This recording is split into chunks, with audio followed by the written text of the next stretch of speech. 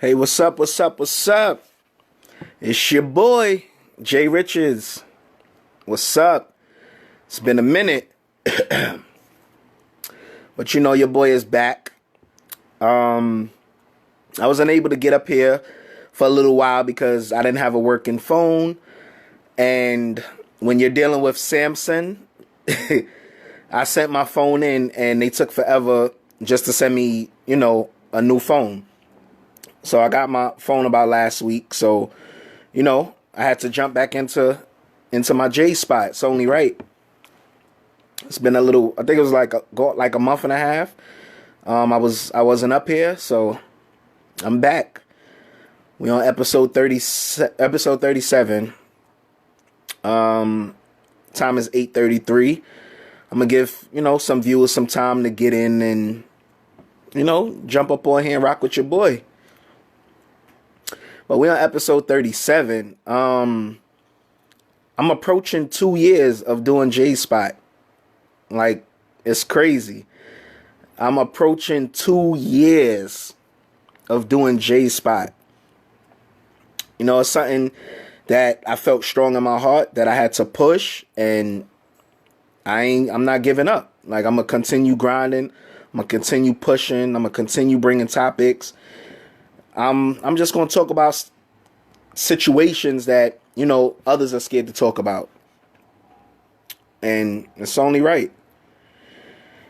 But yeah, we're on episode 37.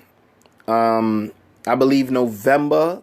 The end of November will make my 2 years of rocking with you guys, and I appreciate everyone that's been tuning in, everyone that's been sharing my videos, everyone that's been supporting, everyone that subscribes to my YouTube channel. Like, I appreciate you all.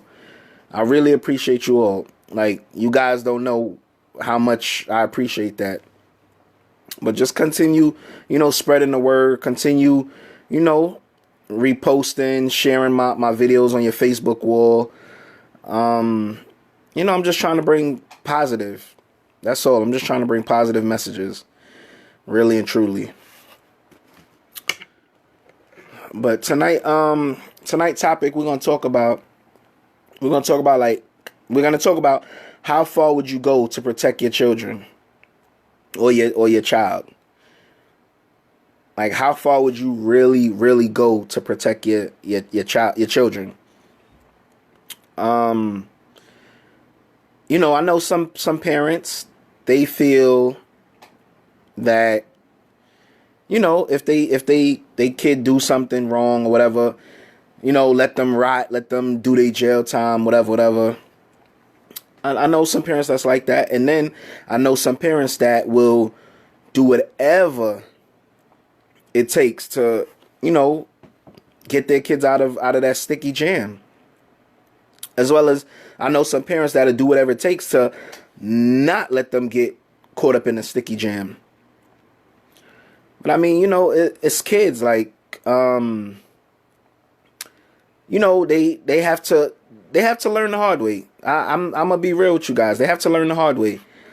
But at the same time, I don't feel you should necessarily give up on your child or your children. Like, you could continuously talk to them. You could drill it in their head constantly over and over. Some parents, get tired of that. And then you have some parents that's going to do whatever it takes. They're going to do whatever it takes to, to protect their child.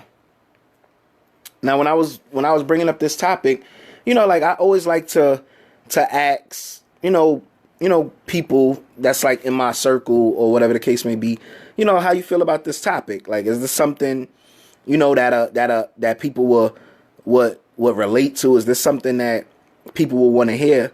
And I got a good, the feedback was great. A lot of people was like, yeah, like, push it, talk about it, see where people's minds is at, see how many people would really be there for their kids, and see how many people that would just turn it back on their kids. So, I got the feedback, and I was like, all right, I'm a rock with it. I'm a push the topic. So that's what we talking about tonight, on episode 37. How far would you go to protect your children. Um, um, like I said a little while ago, like I know some people that, you know, they kid get into a situation, they like, oh no, I'm not helping him or her. They put themselves in that situation, let them get out of that situation the best way they can. And then, like I said a little while ago as well, I know some people that will do whatever it takes to protect their kids. Be there for their kids. If their kids do get caught up in a sticky situation, you know, they'll be there for every court case. They'll be there for every visit. Like, I really know people that would not give up on their kids. Like, they're gonna be there side by side, ride it out till the wheels fall off. And then you just, you know, you have others that just feel like, let them get out the best way they can. But in certain situations, you know, children need their parents more than anything, because they're going through the situation, of course, and you know, they don't know where to turn. They're scared, they're nervous, they're reaching out for help. And you have some parents that they're not answering no calls. Like, oh, you where? What happened? What you do? Nah, you staying right there. Then you have them parents that's gonna be like, nah, you where? Where you at? All right, I'm on my way. I'm coming. They may not have the bail money. They may not have, you know, much, but they're gonna come and be there for their child, to show their child, like, you know, I'm here for you. We gonna see what becomes of this, but I'm here for you. And then I really and truly, like, me myself personally, like, I'm one of those parents that's gonna be there for my kids. Like, they get in a situation, I'm gonna be there for them. And I know it might sound crazy, because when I say this to some people, like, you know, like on the streets, they be like, what? You would really go there every time they get in trouble? Really and truly, like, if my child or my children get into trouble over and over and over, I'm going to be there over and over and over again. That's just me. That's really just me. You have some parents that they can't, you have some parents that feel like they're not going to get involved. They're going to just, you know, leave their child to rot. Oh, salute to my bro Brown. What's up, Brown? It's been a minute, man. Thank you for tuning in. I appreciate the love and the support. I was telling my viewers and stuff, like, I was unable to get up here because I didn't have a working phone. And, you know, when you're dealing with Samsung and you send your phone to them, like, they take forever to get back to you. So I finally got my new phone last week, so I had to jump back into the groove of things, because I was missing my J spot. I was, you know, I had a little bootleg phone, and I wasn't able to really post much on Facebook. I couldn't do anything. I was suffering. But I'm back, though. I'm back in full effect. So yeah, you have some parents that they feel like you get in trouble, like, they're not helping you. And I don't knock parents that feel like that. Exactly, Brown. Salute. It's only right. I had to come back up here. Like, yeah, I don't knock parents that feel, you know, if their child get into trouble, they're going to turn their back on them. I mean, that's dumb. Me personally, I don't have that kind of heart. I don't have that heart that if my child gets into trouble, I'm turning my back. That's just not in me. Because one, I love being a father. Not saying parents that turn their back on the kids don't love being, you know, parents, but me, I love being a parent. So, God forbid my child or my children get into trouble over and over and over, I'm going to be there over and over and over again. Like, they're going to get tired of seeing my face. I'm talking, well, you know, like the court people. They're going to get tired of seeing my face. They're going to be like, wow, this is one devoted father. This is one father that's not giving up. And that's going to be me. Now, also, it don't necessarily have to be, you know, protect, like, your kids get into trouble with the law, and you protect them that way. It could be you protecting your kids from, you know, from the streets, from getting swallowed up into the negativity. Because I see a lot of kids that's growing up, and I remember them from being little kids. And okay, granted, some of the some of them don't have fathers in the picture, but I see them now, and it's like they didn't have no guidance, nobody there to protect them, nobody there to try to keep them away from that bad crowd, or no one there to like do things with them in their spare time. Because a lot of kids, believe it or not, when they have a lot of time on their hands, that's when they get into trouble. That's when they get into trouble. And it's sad to say, but when they have a lot of time on their hands and they don't have like anything productive going on in their community, or they don't have no good positive friends, like they get caught up in the negativity. It's sad to say, but it's the truth. Got a comment from my bro. It is the duty and job for a parent to protect their child. If a child does wrong, it is the parent's job to correct them so they learn from their mistakes. Exactly. I absolutely agree.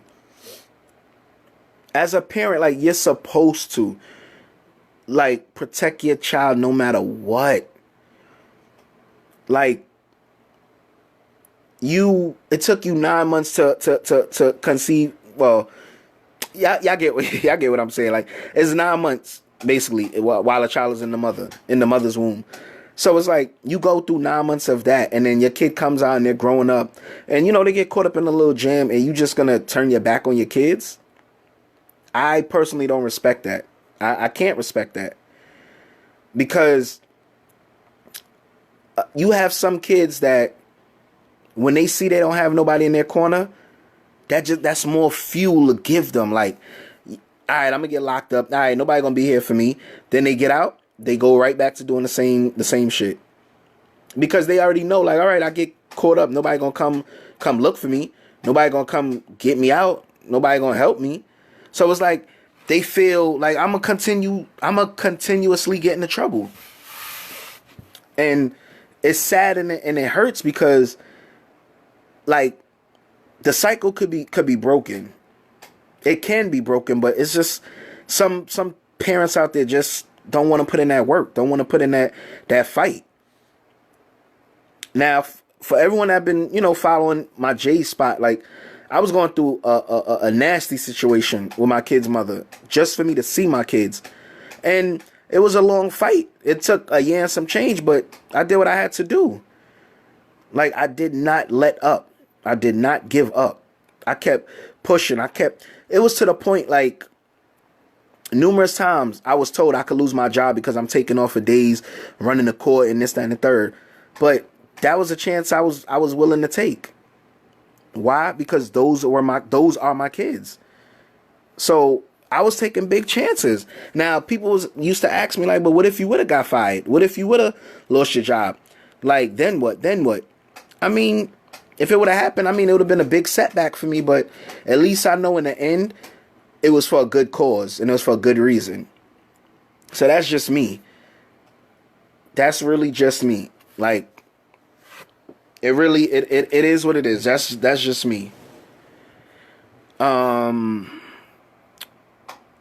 comment from my bro.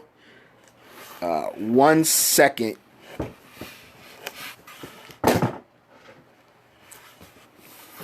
All right, I'm sorry about that. Comment from my bro. The saying goes, you pay now. Wait, I'm sorry. Yeah, the saying goes, you pay now or you pay later. It is the best for a parent to pay now. And I mean by putting children in recreational activities or things that are constructive. Pay later is by constantly going to jail and paying commissary or paying bail bondsmen. It's true. It's really true. That's what I was just saying too a little while ago before you joined in, Brown. When kids have a lot of time on their hands, they look to get into stuff. I was once a kid, and when I had time on my hands, like, I was doing stuff that made no sense. And it's like, when I think back to it now, well, at my age now, when I think back, it's like, wow, I was really doing that, like I could have went to jail or I could have got hurt. But you're a kid, so you thinking nothing ain't gonna happen. So you just keep doing it until you get either caught or until you get hurt. Um, that is the dedication of a parent. If a parent loves and cares for their children, no job is above their children. Jobs come jobs come and go. Your children are here to stay. Exactly. Like it's real. It's crazy, Brown, because a lot of people, not my immediate circle, but a lot of people was like, "Yo, you really going back to court again? You really going back for your kids? You really this?" Like, yo, just make another kid. Like, just forget about your kids and go make new kids. And I'm like, what? Forget about who? Like, nah, I'm not one of those parents. That's not me. And it's sad because I do know some men that, went through the similar situations to what I went through, and they gave up on their kids and they went and made new kids. But I could not see myself doing that. So yeah, it was times my job was telling me, like, like literally I'm at work and I'm getting paged. Oh, could you come to the back? I'm going in the room and like, yeah, you've been taking off so many days every month and every other week and this, that, and the third. And, where you're under review, like we can, fire you. And I'm just like, yo, y'all don't understand what I'm going through. So it's easy for y'all to say and do what it is y'all saying and doing or want to do. But my kids need me. I know what it's like to grow up and not have a full-time father in the picture. I went through it. Now, did I want my kids to go through that? No. Did I want my kids to be raised by their mother's new man? No. That's my job. That's my job. She could be with whoever she wants to be with, granted, but it's my job to raise my kids. It's my job to teach my kids right from wrong, as well as the mother. It's her job as well. But from a male point of view, it's like my kids that's my kids.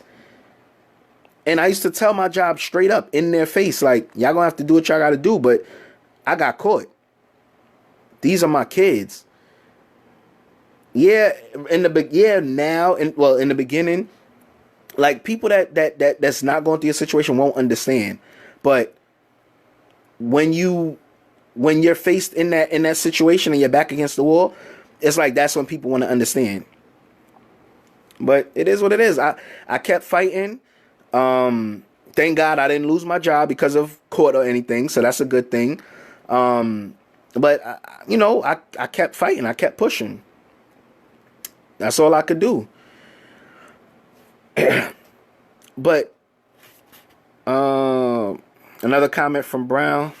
Yeah, that is true. Not having a steady male role model in a child's life is not a good experience. It leaves children vulnerable and unprotected, and you grow up without proper guidance, and children oftentimes make poor choices and mistakes that they live to regret. It's true. Like a lot of male friends that I have that gave up on their kids, and I just be like, how can you do that? How? Like I really want to understand how. I just don't see it in me. Like that's something I would never understand. Like how? How do you give up on your kids? Now I'm gonna give you guys a situation. Part of the reason how the topic came up. All right, so a friend of a friend, yeah, my friend, his friend, had a son. His son, I mean, the son is still alive. The son was growing up. The father wasn't really in the picture, so the son went and joined, I believe, a gang. Yeah, the son went and joined the gang, and the son was smoking, the son was drinking, the son wasn't going to school. And one day the father happened to see his son. Saw his son, like, in the streets, like, bad, like just being a nuisance in the streets. And the father was like happy to see his son like that. And I'm like, huh? The father was happy to see his son like that. And my friend was like, yeah, my homeboy was happy to see his son like that. And I'm like, but why is that something to be happy about? He was like, oh, because he's learning to be a man. I said to my friend, I'm like, your homeboy told you his son is learning to be a man because he's, chose the streets and he's drinking and smoking. I'm like, wait, I'm lost here. Like, where they do that at? So, long story short, the son ended up getting hurt. Like, I believe, got shot or something like that. He lived. Yeah, he got shot. He lived. And it's like, the father, when he found out, it's like, the father just was like, oh, it's a part of the game. It's a part of the streets. Charge it to the streets. And I'm like, once again, I'm like, huh? Like, your son just got hurt and you saying it's a part of the game. Charge it to the streets. Nah, something wrong with you, because if you was there in your child's life, protecting him and showing him right from wrong, your son would not be laid up in a stretcher. Laid up, hurt. And my friend was like, yo, you can't tell people how to live their lives, how to be a parent, which is true. You can't tell people how to live their lives and how to be a parent. That's understandable. And that's something I would never try to do. But you see your kid going down the wrong path, you're not going to try to, like, you as the father, what the streets hold. It's two things. It's either death or it's jail. That's what come with the streets. So you see your son out there, sagging his pants, smoking and drinking, and you're happy about that as a parent. You're happy to say, yeah, my son is learning to be a man. So basically, you ain't have anything to do with your son being a man. And that's not a man, honestly, in my eyes. The streets basically raised your son.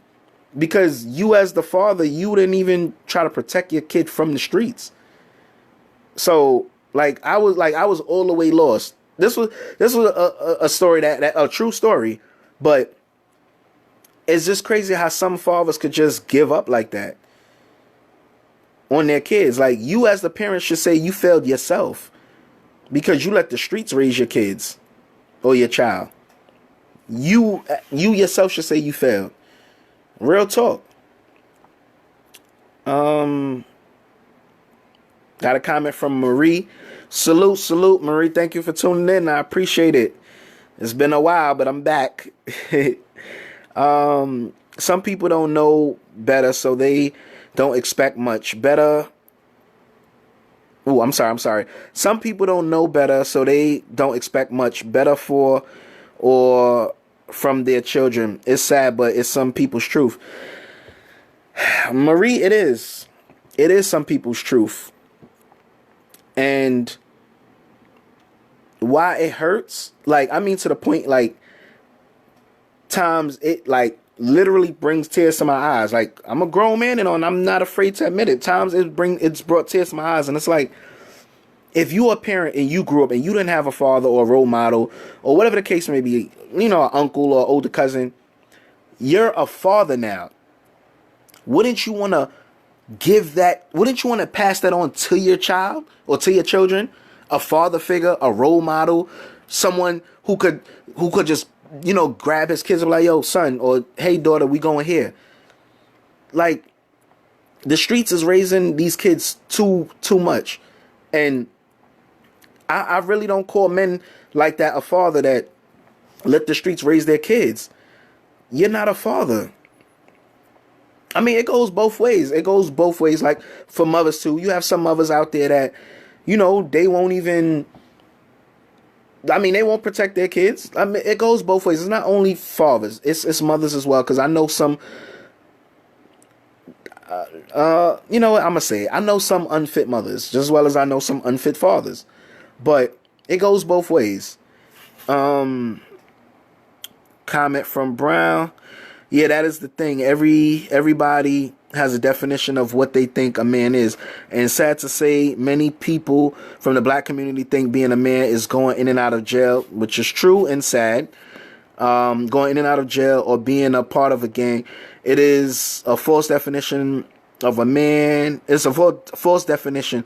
A man is a mentality and a mindset. Being a man is a male that is responsible, not being irresponsible. And many so-called dad that let their male child fall victim to the streets is a poor excuse of a dad. Very true. 100% true, Brown. 100%. On Instagram, like, you know, if you guys follow me on Instagram, like I post a lot of like dads with their kids, dads, you know, being around, being in their kids' lives, and a lot of them I don't know. Some of them I do know, but I posted on my Instagram because it's just a good feeling to see, like, you have some men out there that really want to be a part of their children's lives. You have some men out there that really want that. Granted, there's some men that, you know, if it don't work out with the mother, they turn it back on the kids and the mother. That's not a man. That's not a dad. That's, excuse my language, but that's a piece of shit. It is what it is. Real talk. And I have a 2-year-old daughter. My son, he's grown. He'll be 14 in 3 months. Yeah, he'll be 14 in 3 months. My daughter, she'll be 3 in 3 months. The joy when I have my kids, it's like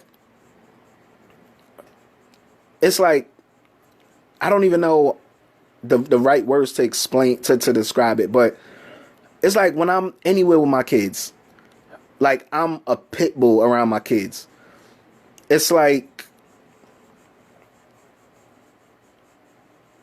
I would take whatever harm comes before I let it get to my kids. So like, you know, like let's say, you know, example, let's say we cross the street and a car look like it's, you know, coming our direction. I'm the type that will, you know, depending on how fast I can, I'll pick my kids up, and if I could throw them out the way, throw them out the way. If I could pick them up and you know, shield them, so be it. But when I tell you guys, like, I love being a father, it's undescribable, because when I have my kids, it's like I think back to my pops not really being in the picture. And it's like, how can you bring a human being into this world and be part-time for them? I really be asking myself that, like, how can you bring a child into this world and be a part-time dad or a part-time mom? Now, granted, I see my kids every other weekend, granted, but sometimes in between those like the weekend I don't have them, or the week when I don't have them, you know, if something's going on, like if it's a little football game, like a family member of mine having, I'll call up and be like, yo, can I get my son? I want to take him here. I'll ask my son as well. If he say he's down, I'll be like, okay, I'm coming to pick you up, you know, and we go do that. We go see the football game, whether it be football, whether it be basketball. You know, I try my best to spend as much time with them, because I don't want, when my kids get older, I don't want them to feel and say all of our time was spent with mom. I want them to be able to say, you know, our time was split up. We got 50% time with mom, we got 50% with dad. Granted, I would love to get them every day. Yes, I would. But, you know, working and, you know, my kids, of course, you know, when they get in, they got to do their homework. Well, my son, not my daughter, because she's in daycare. But with my son, you know, when he get in, he got to do his homework. So I know I can't see them every day. But if it was up to me, yes, I would see my kids every day. If it was up to me, I would take my kids to school every day. If it was up to me. If it was up to me, I would pick my kids up from school every day. That's to show how much I want to be around my kids and protect them from the streets. That's why weekends when I have them, Like, I try my best to do things with them. I try. I try to keep them, you know, in activities. I try to keep them active. I don't try to, you know, I have my kids and I tell my son, "Oh, okay, go outside, son, play with the kids on the block." Or no, I try to do things with them because I want them to see what real love looks like, what real love feels like. And also, more importantly, I want them to see what protection looks like, because I'll protect them to the end. And I really mean to the end. Comment from Brown. Yeah, you are right. It does not make sense how males have children and have not a care in the world. There are people in this world that wish they could have children and cannot. That's, oh my God, Brown. That is so true. I was going to get to that, but you put it up there already.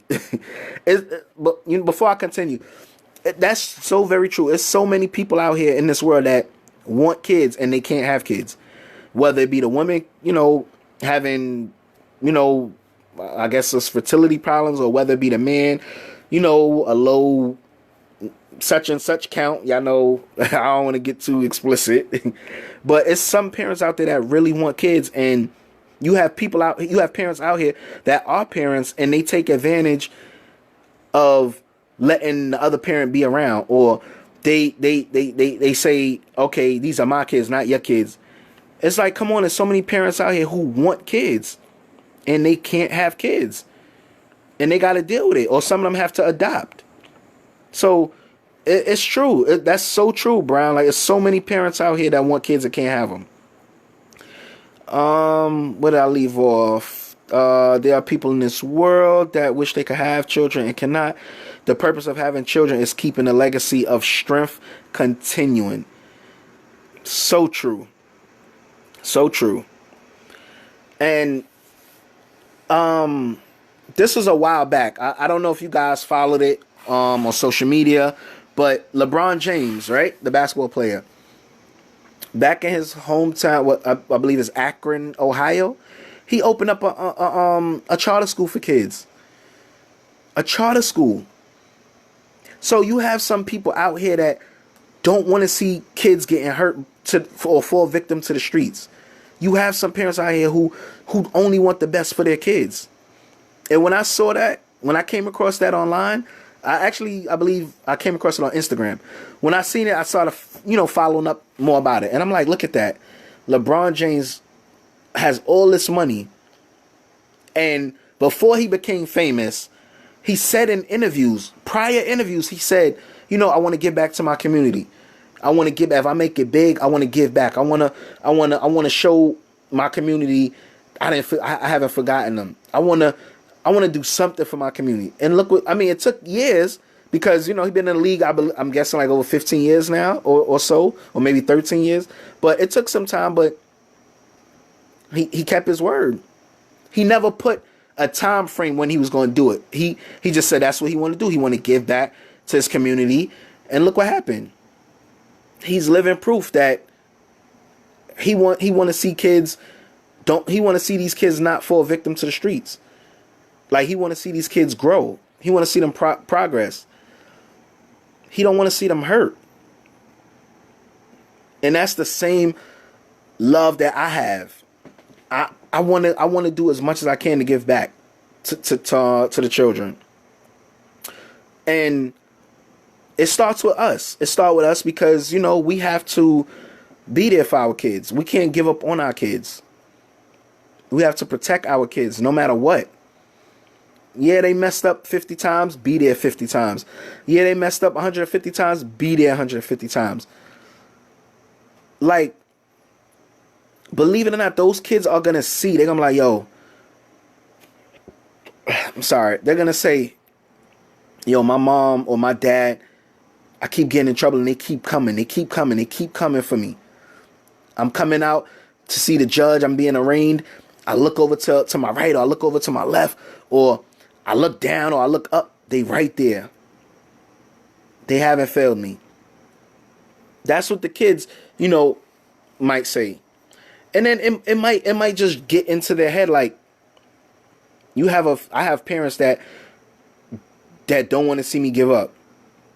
that don't want to see me fall victim to the streets. And then something might click in their head, in those kids' head, and they might be like, yo, this ain't for me. Let me stop this. Let me stop making an ass out of myself. Let me get on my job and do what I have to do. Some kids will do that.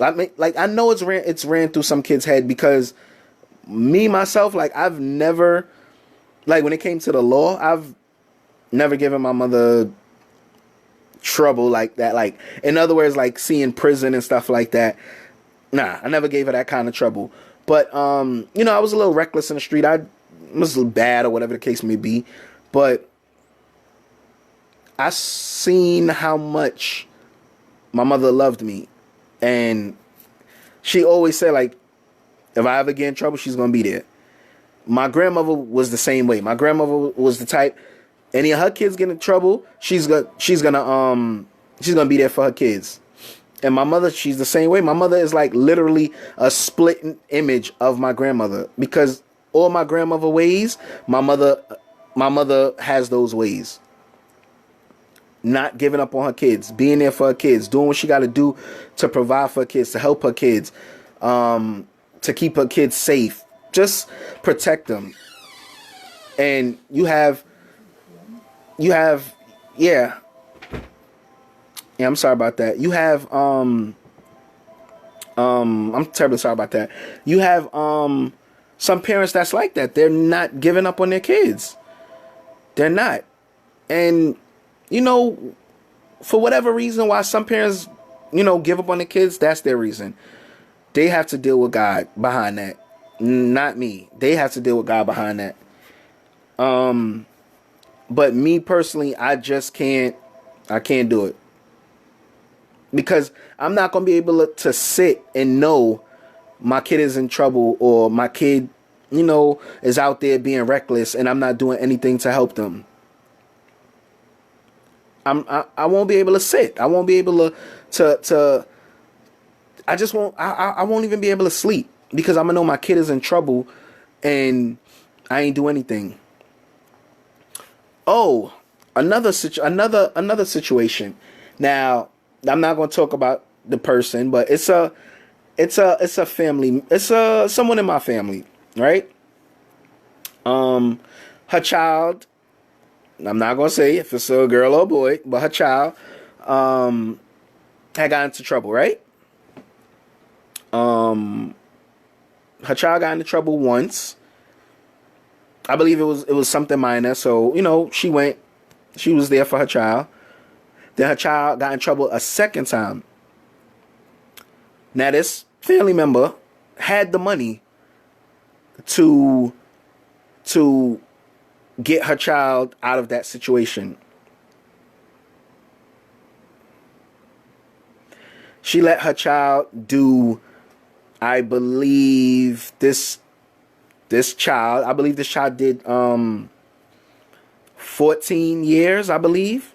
14 years. Now, the child was, you know, hurt. The child was, I mean, when this situation happened, I was a baby, but, you know, growing up and hearing about it, it's like, wow, that family member really did that. Like, that family member had the money to get her child out of that situation, and she just turned her back. And it's crazy because you had the money. Granted, yes, your child would have been out of, you know, harm's way. Your child would have just been, you know, going to court outside. But you just let your child stay in there. And then your child lost the case and ended up doing either 14 to 17 years. And as I got older and I heard the situation, it's like, that person is my family? It's like, wow. Like, that person had the money. Like, I mean, all the person had to do was, I guess, write a check, take it to wherever they had to take it to, and their child would have been out. But she was like, I'm not having it.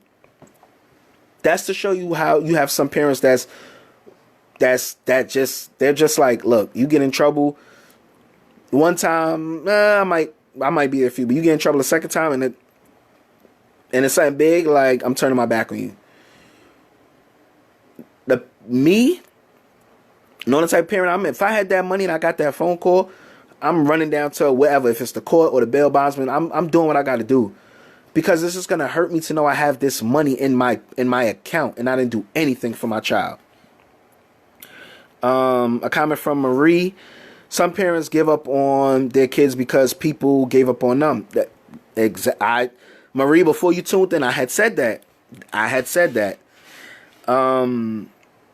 It's hard to teach something to someone else if you yourself have not experienced or learned it. It's true.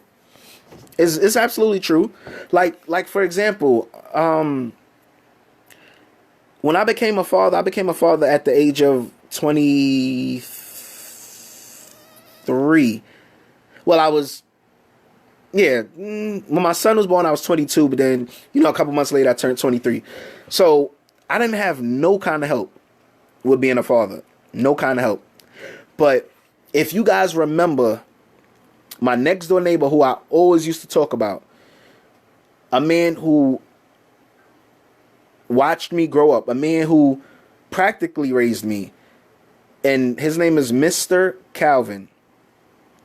I just used to, think about him as growing up and watching how he moved with his kids, his children.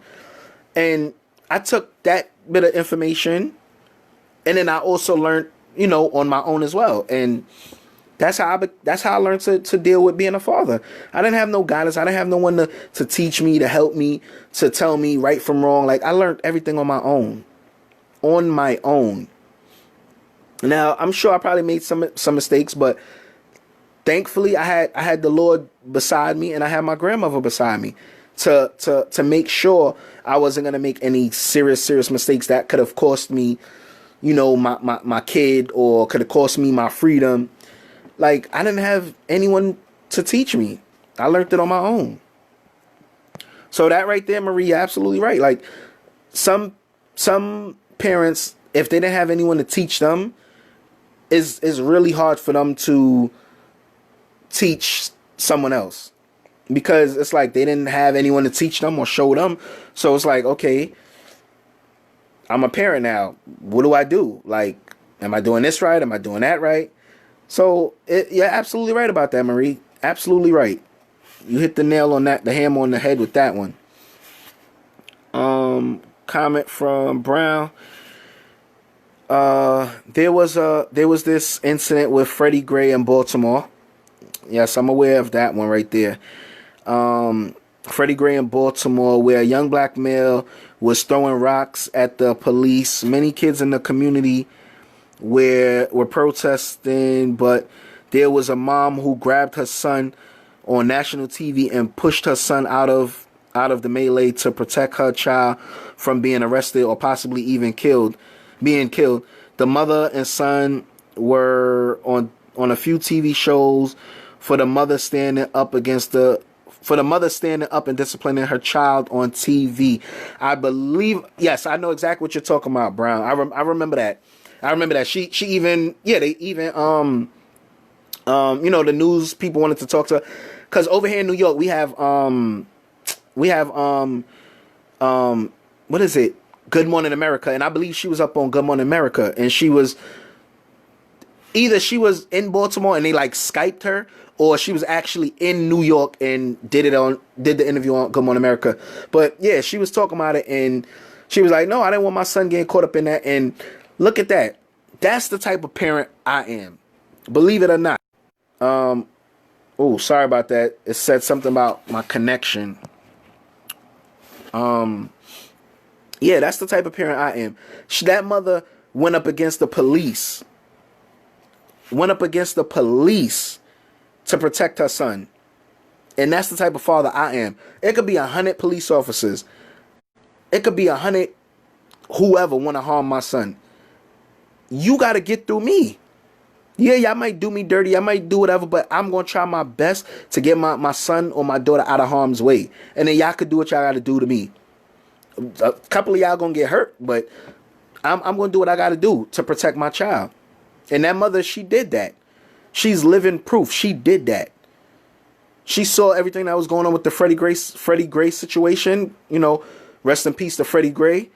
But She didn't want she didn't want her kid to be another victim. So she went, grabbed her son, did what she had to do. And it's crazy because I would really love to see how that mother and son are doing right now. I'm glad you brought that up, Brown, because I'm gonna really try to Google that and see how they're doing. Yeah, she was on Good Morning America. Okay, yeah, see, same situation. Yeah, I remember that. That was a couple years back. Well, yeah, when the Freddie Gray incident happened. But yeah, she did that. She was living proof. Like, she know, like, okay, I'm a mother. I'm a nurturer. Whether the father was in the picture, whether the father was not in the picture. But she did what she had to do as a parent. She went up against everybody. Everybody. She went up against them just to protect her son and get her son out of harm's way. She did that. And I salute that woman. I don't know her name, but I salute that woman. Because she did that. All to protect her child. And this is why I brought this topic, because I really would like to know, how far would a parent go to protect their children? Because you have some parents out here that it's like they brought them into this world, but it's like if they get into anything, it's like, okay. And then you have some parents that if their children get into anything, they riding out till the wheels fall off. Like, till the wheels fall off. You have parents like that. Now, it's sad because, this actually happened tonight. This happened tonight in Harlem. In the house, these housing projects, I believe it's called Butler. But it's in Harlem. A father, he was 29 years old, walking with his 5-year-old son. Broad daylight this happened. I believe it happened around 5 o'clock, like basically around rush hour. A father and son, I believe the news said the father was going to see some family that lived in the building, and then the father and son both got shot. Now, I believe the son is okay from what the news said, but the father, he died. He died being rushed to the hospital. He got shot in the stomach, and he died. Now, I'm saying all that to say, he probably was in the streets, right? He probably was in the streets, probably doing bad, probably, I don't know the situation. I don't know the situation. But he was doing his father thing. And look what happened. Someone attacked him while he's with his child. Now, some people feel like, okay, if I can't get you by yourself, if I see you with a family member or whoever, like, that's when I'm going to take my time to attack. And it's sad, and that's wrong, because this father is 29 years of age, and he got killed right in front of his 5-year-old son. Like, I was watching it on the news, and it came across the screen, breaking news, and I'm like, breaking news? I'm like, okay, what happened? And then, like, when they started talking about the situation, it said a 29-year-old shot. It came on at 5 o'clock. And then they didn't say much. And then when the 6 o'clock news came on, they said he died. They said the father died. But the son, I believe, got shot in the leg or something. But just watching it on the news, it's like, with his son, like, y'all couldn't give that man a pass. Whether, I don't know the situation. I don't. But y'all couldn't, whoever did it, y'all couldn't give that man a pass while he's with his child. Like, that's to show you this world we living in, like, is really cruel and it's grimy. It is grimy.